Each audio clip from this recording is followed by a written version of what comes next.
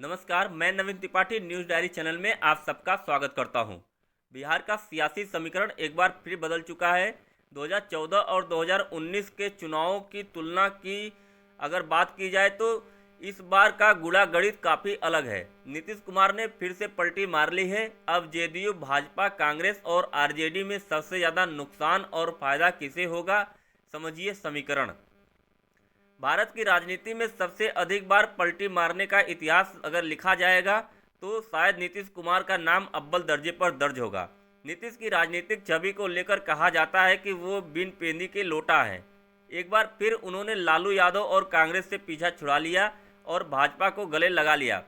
विपक्षी गठबंधन Indian national development इक्वलिसिव alliance यानी इंडिया की नींव रखने वाले नीतीश ने खुद ही कन्नी काट ली है। ऐसे में सवाल यही है कि आगामी लोकसभा चुनाव में समीकरण कितना बदल जाएगा। लोकसभा चुनाव को लेकर तैयारियां जोरों पर हैं और आखिरकार बिहार में भी खेला हो ही गया। विपक्षी दलों को एक साथ लाने की पहल करने वाले नीतीश खुद वहां टिक नहीं पाए। सीट बंटवारे से पहले ही उन्होंने कांग्रेस के सिर इस फैसले का ठीकरा फोड़ते हुए अपनी राह अलग कर ली और वापस भाजपा के साथ मिलकर निकल पड़े। अब आगामी चुनाव को लेकर सबसे ज़्यादा टेंशन लालू यादव और आरजेडी की बढ़ी है।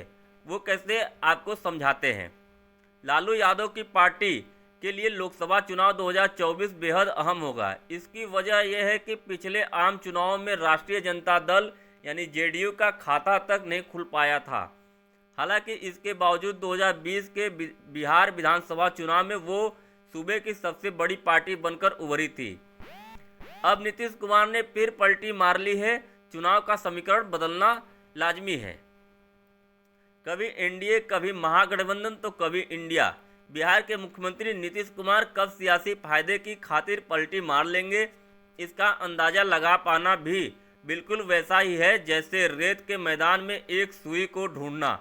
लंबे वक्त तक भाजपा के साथ गठबंधन में रहने वाले नीतीश कुमार ने लोकसभा चुनाव 2014 में भाजपा का पानी पी पी कर कोसा था। इसके बाद लालू की पार्टी के साथ मिलकर वो बिहार में सरकार बनाते हैं, मुख्यमंत्री बनते हैं और देखते ही देखते एक बार फिर लालू से पीछा छुड़ाकर भाजपा को गले लगा लेते हैं। 2019 का आम चुनाव एनडीए में रहते हुए लड़ते हैं, फिर 2020 का विधानसभा चुनाव भी साथ में लड़ते हैं, जिसमें उनकी पार्टी का प्रदर्शन बेहद खराब रहा। बावजूद इसके वो फिर से सीएम बनते हैं, मगर न जाने क्यों नीतीश कुमार ने पलटी मार ली और फिर से लालू के साथ चले गए। अब एक बार फिर सीएम नीतीश ने साल 2017 वाला पलटी मार कांड दोहराया और उसी अंदाज में लालू का साथ छोड़ भाजपा के साथ चले गए। बिहार के 40 सीटों पर हुए पिछले 2 लोकसभा चुनावों में भाजपा का बोलबाला रहा है। 2014 के चुनाव नतीजों में भाजपा ने अकेले 22 सीटें हासिल की थी, जबकि एनडीए गठबंधन ने 31 सीटें जीती थी। हालांकि अगर 2019 के चुनाव नतीजों का जिक्र किया जाएगा तो 2014 की तुलना में भाजपा को 5 सीटों का नुकसान झेलना पड़ा था, मगर एनडीए गठबंधन ने बिहार की 40 में से 39 सीटों पर अपना कब्जा जमाया हुआ था। आंकड़ों को देखकर समझा जा सकता है कि नीतीश की पार्टी जेडीयू के लिए 2019 में भाजपा के साथ मिलकर चुनाव लड़ना जीवन दान की तरह रहा था। नीतीश कुमार ये समझते हैं कि भाजपा का साथ उनके लिए बेहद फायदेमंद है। शायद इसीलिए उन्हें विपक्षी गठबंधन इंडिया में शामिल रहना रास नहीं आया, जो जेडीयू, कांग्रेस और आरजेडी के साथ मिलकर चुनाव लड़ने वाली था। वो अब ये मुकाबला आमने सामने लड़ेंगी।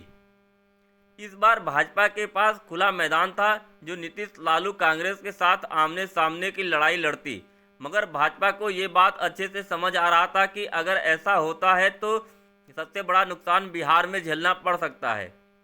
यहाँ जातीय समीकरण का बोलबाला है और लालू नीतीश की जोड़ी को मात दे पाना शायद भाजपा के लिए मामूली बात नहीं होगी। इसीलिए बिहार में भाजपा इस कोशिश में लगी थी कि नीतीश कुमार को अपने साथ लाया जाए।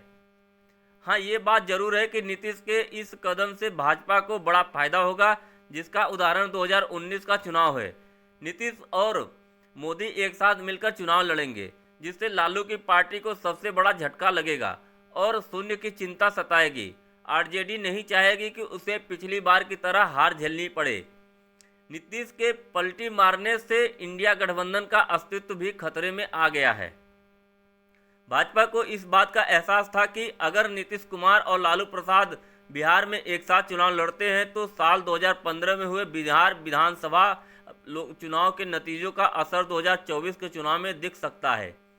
आपको याद दिला दें कि 2015 के नतीजों में आरजेडी को 80 सीटें, जेडीयू को 69 और भाजपा को सिर्फ 59 सीटें ही मिल पाई थी। बिहार के मुख्यमंत्री नीतीश कुमार ने राज्यपाल राजेंद्र पी अलकेंदर को रविवार सुबह अपना इस्तीफा सौंप दिया। अधिकारियों ने बताया कि राज्यपाल ने कुमार का इस्तीफा स्वीकार कर लिया है और नई सरकार के गठन तक उन्हें कार्यवाहक मुख्यमंत्री बने रहने को कहा है। राज्यपाल को इस्तीफा सौंपकर राजभवन से लौटने के बाद नीतीश ने कहा, मैंने आज मुख्यमंत्री पद से इस्तीफा दे दिया। उन्होंने कहा कि वह महागठबंधन से अलग होकर नया गठबंधन बनाएंगे। यह पूछे जाने पर कि उन्होंने यह फैसला क्यों किया, नीतीश ने कहा, अपनी पार्टी के लोगों से मिल रही राय के अनुसार मैंने आज अपने पद से इस्तीफा दिया है।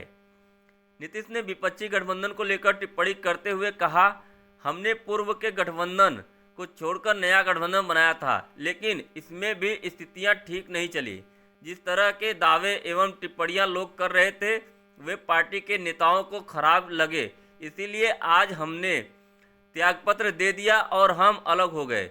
उन्होंने भारतीय जनता पार्टी सहित राष्ट्रीय जनतांत्रिक गठबंधन के अन्य घटक दलों की ओर इशारा करते हुए कहा, पहले साथ रहें, अन्य दल आज ही मिलकर तय करेंगे कि नई सरकार के गठन को लेकर क्या फैसला करना है।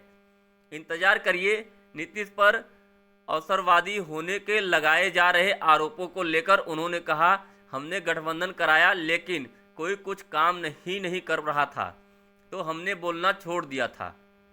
नीतीश के इस्तीफा देने के बाद कांग्रेस ने उनकी तुलना गिरगिट से की है और कहा कि राज्य की जनता उनके विश्वासघात को कभी माफ़ नहीं करेगी। पिछले कई दिनों से जेडीयू और बिहार की सियासत में काफ़ी उथल पुथल मची हुई थी। आखिरकार नीतीश कुमार भी इंडिया से पीछा छुड़ाकर कमल के साथ वापस चले गए। उनके इस फैसले में भाजपा सबसे अधिक राहत की सांस पर भर रही होगी।